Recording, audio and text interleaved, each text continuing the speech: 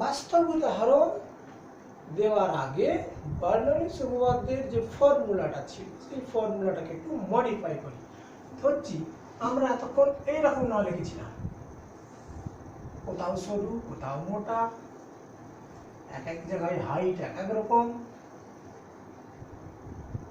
তাহলে একটু সোজা নল আছে, এরকম নল লিখেছি,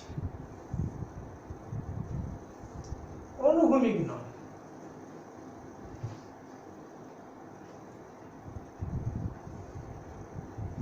এই নলের সব জায়গায় প্রস্থচ্ছেদ সমান ধরেছি এবং নলটাকে অনুভূমিক ধরা হয়েছে। অনুভূমিক ধরার অর্থ হচ্ছে নলটার উচ্চতা সব জায়গাতেই সমান।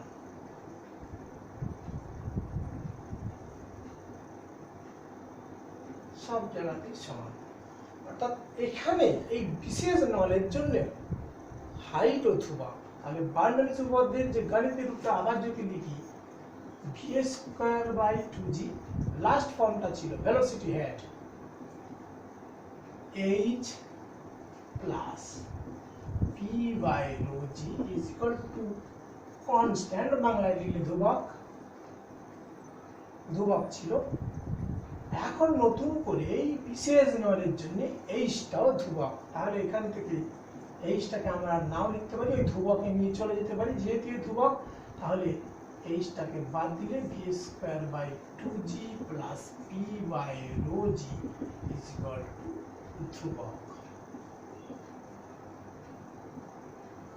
একটা ধ্রুবক ওই ধ্রুবকের সাথে মিশে গিয়ে আবার সে ধ্রুবক হলো। ওই জন্য সমীকরণে চলরাশিগুলো আমরা লিখেছি, ধ্রুবকটাকে লিখি। তার মানে V square by 2g plus P by rho g হচ্ছে ধ্রুবক। আর একটু কথা বলি, একটু কথা মনে করি দিই, এই জিনিস কিন্তু ক্লাস 9 এর বেশ ডিফিকাল্ট জিনিস। পৃষ্ঠটান, সান্দ্রতা, ধারা রেখা প্রবাহ, বিক্ষুব্ধ প্রবাহ, বার্নৌলিস উপপাদ্য, এগুলো সব ডিফিকাল্ট জিনিস। যাই হোক, এই দুটো যোগফল ধ্রুবক। নিচে 2g কিন্তু এমনি ধ্রুবক, জি হচ্ছে বিকর্ষজ ত্বরণ, রো কিন্তু ত্বরণের ঘনত্ব ধ্রুবক। ধ্রুবক কথার অর্থ পরিবর্তন হবে না, জি ধ্রুবক। তাহলে এখানে পরিবর্তন হতে পারে কে ভি, আর পরিবর্তন হতে পারে কে রো। ধরছি এরকম একটা নল,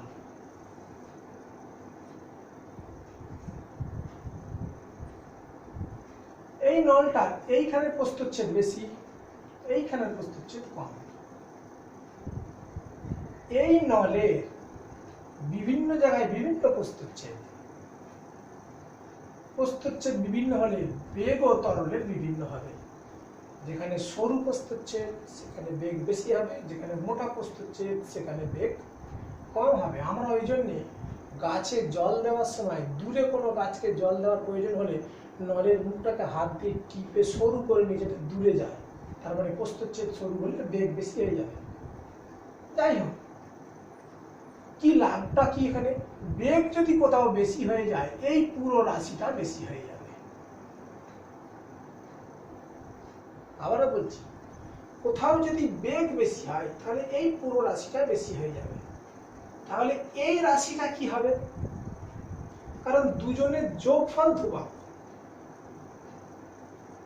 নিচে 2g ধ্রুবক, নিচে রো জি ধ্রুবক, তাহলে পরিবর্তন হবে পি আর পরিবর্তন হবে ভি।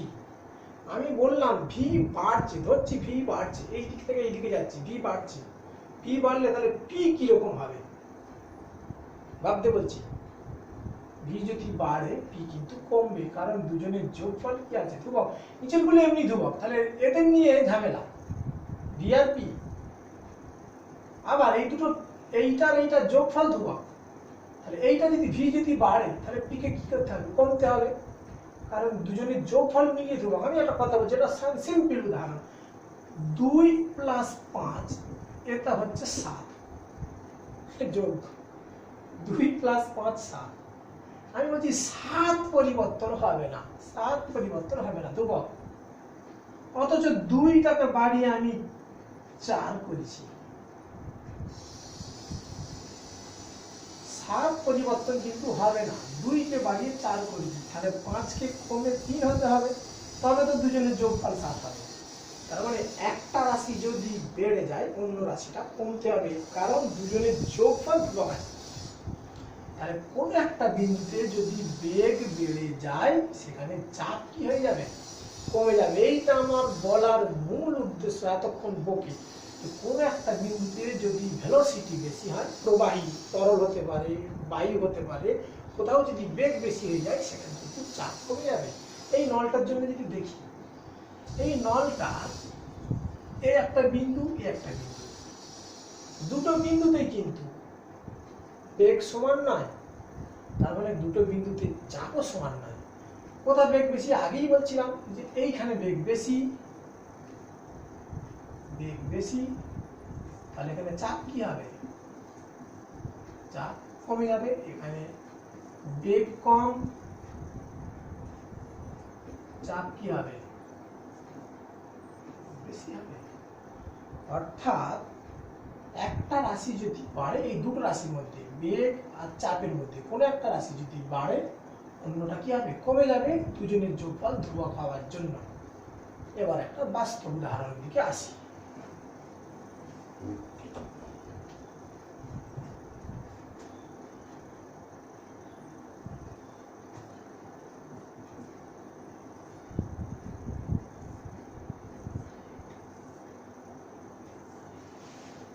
ঘরের ছবি। প্রচন্ড ঝড়ের সময় এই ঘরের চাল উড়ে চলে যায়। কারণটা একটু ব্যাখ্যা করি বার্নৌলি উপপাদ্য থেকে। প্রচন্ড ঝড়ের সময় চালের উপর দিয়ে অত্যন্ত গতিবেগে বাতাস বয়। বাতাসের বেগ এখানে বেশি, চাপ তাহলে কি হবে, বেগ বাড়লে চাপ কমে যাবে, অর্থাৎ এখানে চাপ কম। এই ভিতরে জানলা দরজা সব দেওয়া আছে,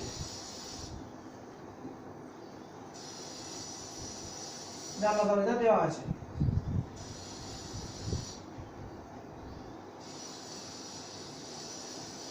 গাছপালা আছে, মানুষ দাঁড়িয়ে আছে। ঘরটা কি হবে, প্রচন্ড বাতাস বইছে, চাপ কমে গেছে, এখানে বেগ বেশি, এখানে তো বেগই নেই, এখানে তো বেগ প্রায় শূন্য, বাতাস বইছে না বললেই চলে, তাহলে বেগ এখানে কম, চাপ বেশি। এখানে বাতাসের চাপ বেশি, বেগ কমার জন্য, এখানে চাপ কম বেগ বেশির জন্য, বেগ বেশির জন্য চাপ কম, বেগ কম বলে চাপ বেশি। তাহলে বেশি চাপ থেকে কম চাপের দিকে কি হবে, একটা বল কাজ করবে, বা এই বাতাসগুলো বাইরের দিকে যাওয়ার চেষ্টা করবে, অর্থাৎ এই বরাবর আবার বল কাজ করবে, অর্থাৎ বাতাসগুলো উপর দিকে যেতে চাইবে। উপর দিকে যাওয়ার সময় যদি প্রচন্ড চাপ কমে যায়, প্রচন্ড ঝড়ের বেগ হওয়ার জন্য যদি প্রচন্ড চাপ কমে যায়, তাহলে এখানে বেশি চাপের বাতাসটা কম চাপের দিকে যেতে গিয়ে অত্যধিক বল দেবে, অত্যধিক বলের জন্য চাল উপরে ছেড়ে নিয়ে পালিয়ে যাবে। অনেক সময় দেখা গেল যে কোনো একটা বিয়ে বাড়ির প্যান্ডেল হয়েছে ছাদে, ঝড় হয়ে গেল সেই রাতে, এক ছাদের প্যান্ডেলকে উড়িয়ে নিয়ে অন্য ছাদে নিয়ে পালিয়ে গেল, কারণ কিন্তু বার্নৌলি উপপাদ্য। আবার মাটি একটা খুব কমজোর ঘর আছে, খুব কমজোর ঘর, ঘরের দেওয়াল হয়নি, চিটে বেড়া পঞ্চি লাগিয়েছে, দেওয়াল টেওয়াল হয়নি, তার চাল কিন্তু উঠবে না, কারণ এখানেও প্রচন্ড বেগে বাতাস, এখানেও প্রচন্ড বেগে বাতাস, এখানেও চাপ যায়, এখানেও চাপ যায়, অর্থাৎ এই বরাবর কোন রকম বল কাজ কিন্তু করবে না, এই বরাবর বল শূন্য, অর্থাৎ চালের কোনো সমস্যা হবে না। দরজা জানলা দিয়ে রাখাই কিন্তু বিপজ্জনক ঘরের জন্য। একটা ঘরের দরজা জানলা খুলে রাখার চেয়ে দিয়ে দেওয়া বিপজ্জনক, কারণটা হচ্ছে এটা চাল উপড়ে নেওয়া, 1 নম্বর। 2 নম্বর যাচ্ছি,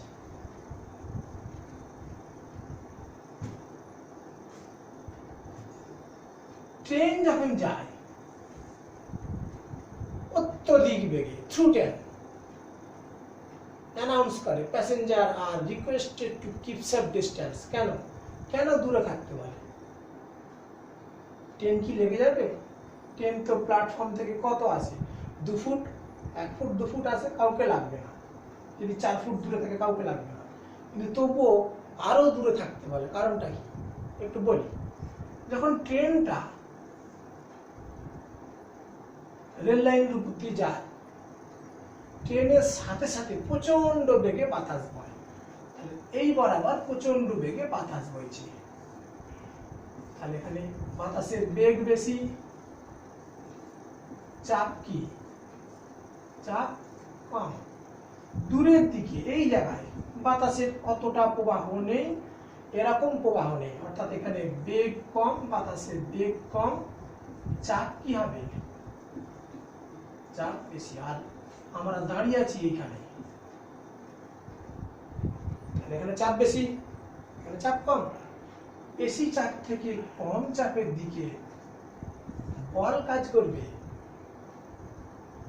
বাতাস যাবে, বল কাজ করা। বেশি চাপ থেকে কম চাপের দিকে বাতাস বয়, বেশি চাপ থেকে কম চাপ দিকে তরল যায়, বেশি উচ্চতা থেকে কম উচ্চতায় তরল যায়, বেশি ভোল্টেজ থেকে কম ভোল্টেজে কারেন্ট যায়, বেশি উষ্ণতা থেকে কম উষ্ণতায় তাপ যায়, সবাই বেশি থেকে কমে যায়। তাহলে বেশি চাপ থেকে কম চাপের দিকে আবার একটা বাতাস বওয়ার টেন্ডেন্সি, বাতাস বইবে বা বল প্রয়োগ হবে। এই বল প্রয়োগের জন্য, বাতাস বওয়ার জন্য বাতাসটা ঠেলে মানুষটাকে রেল লাইনে ফেলে দিতে পারে। এই বিপদটা যাতে না হয়, ওই জন্যই অ্যানাউন্স করা হয় যে প্যাসেঞ্জারকে দূরে থাকতে, থ্রু ট্রেন যাবে। অটোমাইজার যন্ত্র বা যে হাত স্প্রে করি আমরা, অনেক সময় আলমারি কোনো আসবাবপত্রে রং করা হয়, ছোট ছোট গাছে কীটনাশক দেওয়া হয়, কীটনাশকের স্প্রে করা হয়।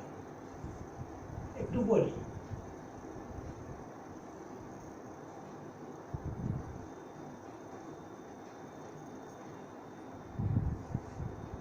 ঠিক এরকম দেখতে।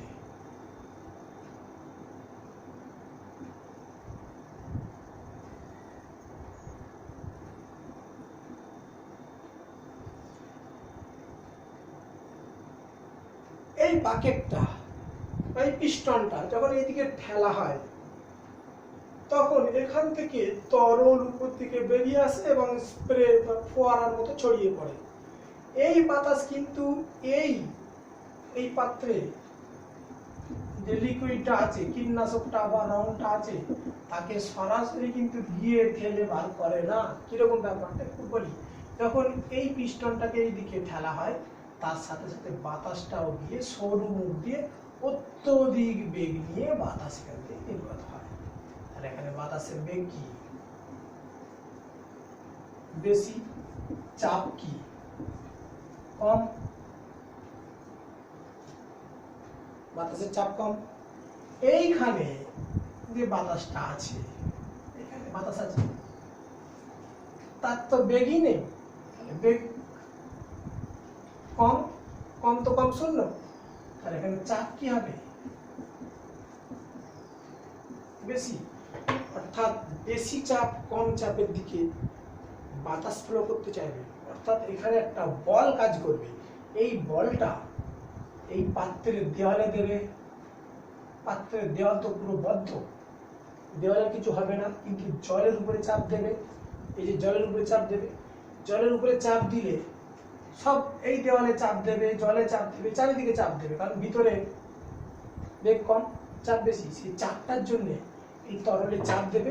তরল চাপ দিলে, তরলে চাপ দিলে, তরলের কিন্তু একটা জায়গা আছে বেরিয়ে যাওয়া, সেটা হচ্ছে এই চাপ দেওয়া। এইখানে চাপ দিলে, এই অংশে চাপ দিলে তরলে, এখানে বাতাসটা আছে, তাহলে এখানে চাপ দিলে এই চাপের জন্য তরলে এইটা দিয়ে গিয়ে এটা দিয়ে বেরিয়ে যাবে। এখানে বেরিয়ে উঠবে কোথা? এইটা তো কন্টিনিউয়াসলি যাচ্ছে তখনও, কারণ এ ওঠার চেষ্টা করছে, এই মুখের কাছে যে আসছে, বাতাসের জন্য এটা ফোয়ারা সৃষ্টি করে দেবে, বিন্দু বিন্দু কণায় সৃষ্টি করে দেবে, চারিদিকে ছড়িয়ে পড়বে। এই হচ্ছে অটোমাইজার যন্ত্র। আমরা যখন দূরে একটা ঢিল ছুঁড়ি, এরকম উপরে যদি একটা ঢিল ছোঁড়া হয়, দেখা যাবে ঢিলটা কিন্তু যাওয়ার সময় তার পথ থেকে স্ট্রেট পথ থেকে বেঁকে যায়। ঢিলের অসমতার জন্য এটা হয়। উপরে বাঁক একরকম, নিচে একরকম। উপরে বাতাসের বেগ একরকম, নিচে একরকম। বেগ যদি আলাদা হয়, চাপ আলাদা হবে। অসম চাপের জন্য অসম বল কাজ করবে। অসম বল কাজ করার জন্য ঢিলটা যাওয়ার সময় স্ট্রেট পথ থেকে বেঁকে যাবে। আর একটা জিনিস বলি, যদিও ক্লাস 9 এর জন্য খুব গুরুত্বপূর্ণ নয়, তবু বলি রিভার্স সুইং বল। কি করে রিভার্স সুইং হয়? মাটিতে পড়ে যেই বল বাঁক নেয় সেইটাকে রিভার্স সুইং বলে না, তাকে বলে স্পিন। ক্রিকেটের কথা বলছি। আর যেটা শূন্যে ঘরে ছোড়ার সময়, যাওয়ার সময় বাতাসের মধ্যে বেঁকে যায়, তাকে বলা হয় রিভার্স সুইং।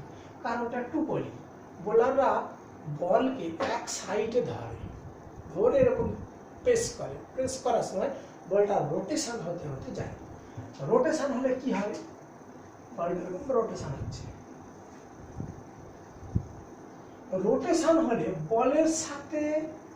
বলের সাথে লেগে থাকা বাতাসগুলো বলের সাথে সাথে রোটেশন হয়।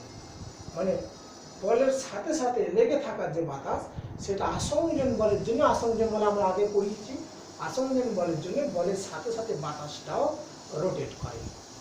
আর বলটা শুধু তো রোটেট করছে না, এইদিকে যাচ্ছে। বলটা এইদিকে যাওয়ার জন্য আপেক্ষিক বেগের কারণে উল্টো দিকে বাতাস বয়। দুটো কারণে বাতাস বইছে। একটা হচ্ছে বল সোজা যাওয়ার জন্য, যেদিকে বল যাচ্ছে তার উল্টো দিকে বাতাস বইছে।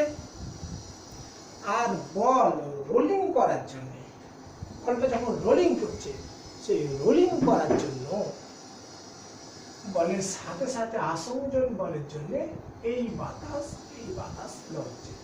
সবসময় এর সাথে সাথে একটা বাতাস ফ্লো হয় রোলিং এর জন্য। একটা সামনের দিকে যাওয়ার জন্য উল্টো দিকে বাতাস ফ্লো হচ্ছে, আর রোলিং এর জন্য সাথে লেগে থাকা বাতাসটা এরকম রোল করে। তাহলে একটু ভালো করে দেখি, এই জায়গাটায় দুটো বাতাসের অভিমুখী কিন্তু একই দিকে। এই জায়গাটায় দুটো বাতাসের অভিমুখ উল্টো দিকে, বিপরীত দিকে। তাহলে এখানে বাতাসের বেগ একজনকে কমিয়ে দেবে। আমার পকেটে 10 টাকা ছিল, 5 টাকা পড়ে গেল, তাহলে পকেটে এখন কম আছে। এখানে 10 টাকা ছিল, আরো 5 টাকা লাগিয়ে দিলাম, বেড়ে গেল। দুটো বাতাস একই অভিমুখে হওয়ায় এখানে বাতাসের বেগ বেড়ে যাবে। দুটো বাতাস উল্টো অভিমুখে হওয়ায় বাতাসের বেগ কমে যাবে। অর্থাৎ এখানে বেগ কম,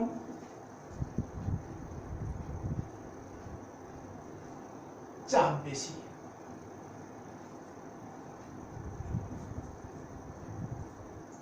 এখানে বেগ বেশি, চাপ কম।